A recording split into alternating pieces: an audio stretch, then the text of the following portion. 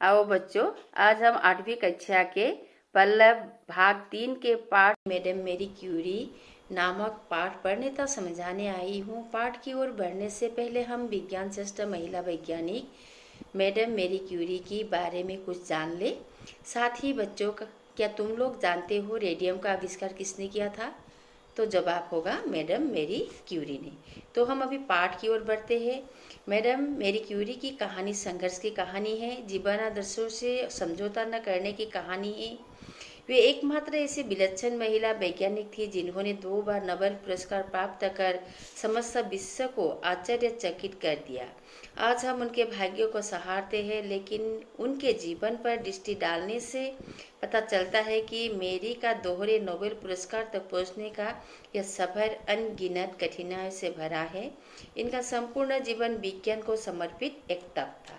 अब हम जान ले कि नोबेल पुरस्कार क्या है। नोबेल पुरस्कार विश्व का सबसे अधिक प्रतिष्ठित पुरस्कार है। जो पुरस्कार 5 क्षेत्रों में दिया जाता है: भौतिकी, रसायन शास्त्र, चिकित्सा शास्त्र और शांति।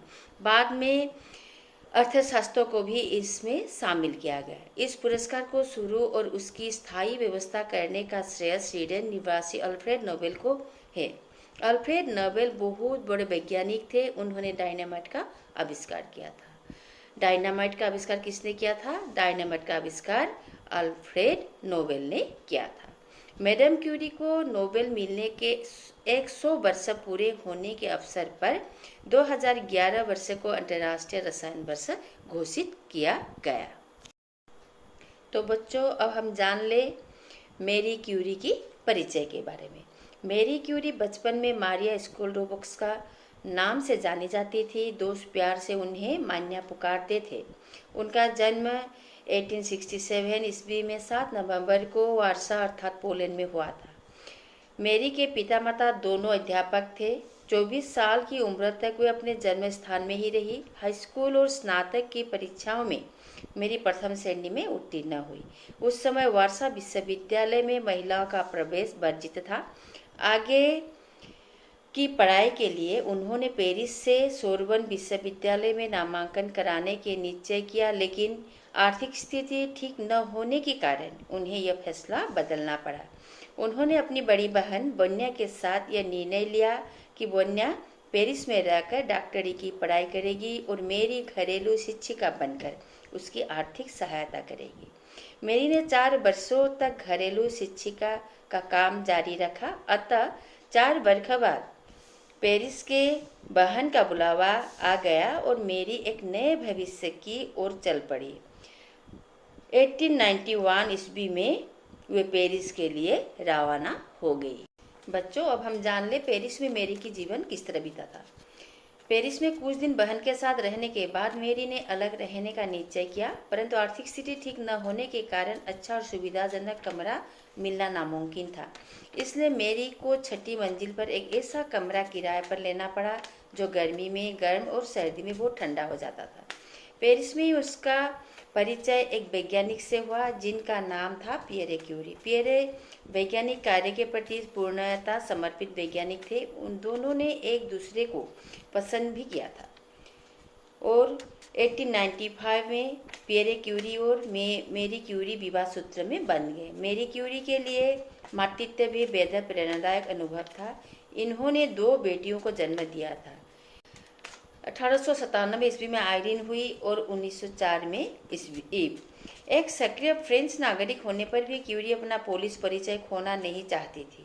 उनके मन में अपनी मातृभूमि के प्रति अपार प्रेम था। वे अपने बेटियों को भी पोलिश भाषा सिखाती थी और दोनों को पोलैंड की सैर कराती थी। बच्चों, अब हम जान लें मैडम मेरी क्यूरी ने किन चीज़ों की खोज की थी।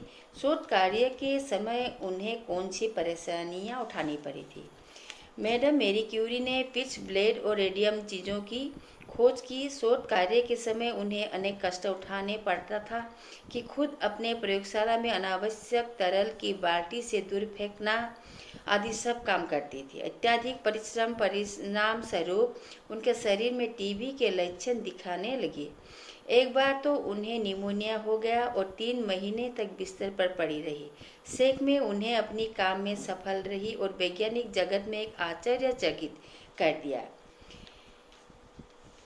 मेरी क्यूरी को खोज मानव समाज में अमूल्य अवदान है, क्योंकि मेरी की वैज्ञानिक आविष्कारों की मानव सेवा के उपकरण के रूप में प्रयुक्त किया, जैसे चिकित्सा शास्त्र में उसके आविष्कार का प्रयोग है। इसलिए आज उनकी युगांतकारी खोजों की और सघन कल्याणकारी या मानव कल्याणकारी कार्यों की हमेशा याद रहेगा। मेरी क्यूरी ने कई टनों के रासायनिक पदार्थ को लेकर 2 वर्ष के कठोर शारीरिक और मानसिक श्रम के बाद उन्हें कुछ पदार्थ हाथ लगा। अंततः शोध कार्य सफल हुआ। एक नए तत्व की खोज हुई। इसका नाम उन्होंने अपने देश के नाम पर पोलोनियम रखा दिया। कुछ महीनों बाद उन्होंने रेडियम की भी खोज की। चिकित्सा विज्ञान और रोगों के उपचार में यह एक क्रांतिकारी खोज साबित हुई। इसके पहले वे लोग रेडियम धर्मिता के भी खोज कर चुके थे। उनकी यह खोज हेनरी बेकरेल की महत्वपूर्ण खोज पर आधारित थी। बेकरेल पियरे क्यूरी के सहयोगी थे। रेडियोधर्मी रश्मियों की विशेषता यह है कि कोई हीरा असली है या नकली, इसे पता लगाया जा सकता है। इन रश्मियों की सहायता से मनुष्य के शरीर के अंदर भाग को भी देखना संभव हो गया। उससे भी महत्वपूर्ण बात यह है कि रेडियम कैंसर जैसी जानलेवा बीमारी पर भी बहुत प्रभावकारी है। तो बच्चों, अब हम ये भी जान लें कि मैडम मेरी क्यूरी ने किस किस विषय में और कब कब नोबेल पुरस्कार मिले थे। मैडम क्यूरी ने पहला नोबेल पुरस्कार भौतिक शास्त्र में 1903 ईस्वी में मिला और दूसरी बार नोबेल पुरस्कार रसायन शास्त्र में 1911 ईस्वी में मिला था। नोबेल पुरस्कार मिलने के साथ साथ न सिर्फ इसकी आर्थिक स्थिति सुधर गई, वरन इन्हें काफ़ी लोकप्रियता भी मिली। 1901 ईस्वी में नोबेल पुरस्कार दिया जाना शुरू किया गया था और केवल 2 वर्ष बाद ही अर्थात 1903 ईस्वी में प्रथम बार किसी महिला को यह पुरस्कार प्राप्त हुआ था। 1911 ईस्वी में दूसरी बार उन्हें रसायन शास्त्र के क्षेत्र में रेडियम के शुद्धिकरण के लिए नोबेल पुरस्कार मिला। क्यूरी दंपति को चारों ओर से मान सम्मान मिलने लगा, परंतु यह ख्याति और प्रतिष्ठा पियरे के जीवन में ज्यादा दिनों तक काम न रह सके। एक सड़क दुर्घटना में मेरी को छोड़कर पियरे इस दुनिया से चल बसे। पति की मृत्यु के बाद पियरे के स्थान पर मेरी क्यूरी को सोरबोन के भौतिक विज्ञान विभाग में प्रोफेसर नियुक्त किया गया। पहली बार किसी महिला ने इस पद को सुशोभित किया। प्रथम विश्व युद्ध के दौरान अगस्त महीने में जर्मनी ने फ्रांस पर आक्रमण किया। मेरी ने इस विश्व युद्ध में अपनी बेटी आयरिन के साथ सचल एक्सरे इकाई का गठन किया और सेविका बनकर घायल सैनिक की चिकित्सा की। उन्होंने अपने वैज्ञानिक आविष्कारों को मानव सेवा में उपकरणों के रूप में प्रयुक्त किया। उल्लेखनीय है कि क्यूरी दंपति की दोनों बेटियों को भी नोबेल पुरस्कार मिला था। बड़ी बेटी आयरिन क्यूरी को 1935 ईस्वी में रसायन शास्त्र में और छोटी बेटी ईव को 1965 ईस्वी में शांति के लिए नोबेल पुरस्कार मिला था। प्रसिद्ध और ख्याति के कुछ काले पहलू भी होते हैं। रेडियोधर्मी पदार्थों से निकाली हुई किरणें बहुत तीक्ष्ण होती है।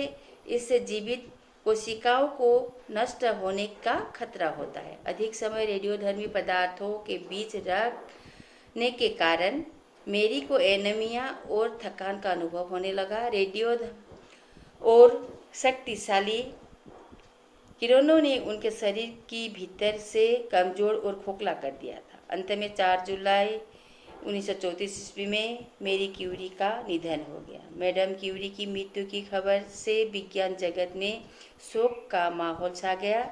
मेरी की मृत्यु पर अल्बर्ट आइंस्टाइन ने कहा था, दुनिया की प्रसिद्ध हस्तियों में यह एक ऐसा नाम है जो आजीवन बेदाग रहा। मानव समाज उनकी युगांतकारी खोजों और महान कल्याणकारी कार्यों को हमेशा याद रखेगा। आज मैडम मेरी क्यूरी इस संसार में नहीं है, परंतु विश्व की सभी महिलाएं उनके जीवन से प्रेरणा ले सकती है। तो बच्चों, हम मेरी क्यूरी के बारे में ज्ञात हुए। पाठ के अंत में अभ्यास माला के पाठ से कुछ प्रश्नों दिए गए हैं। ये सारे प्रश्न का उत्तर स्वयं तुम लोगों को स्वयं करना है। आशा है पाठ के जरिए स्वयं कर लोगे।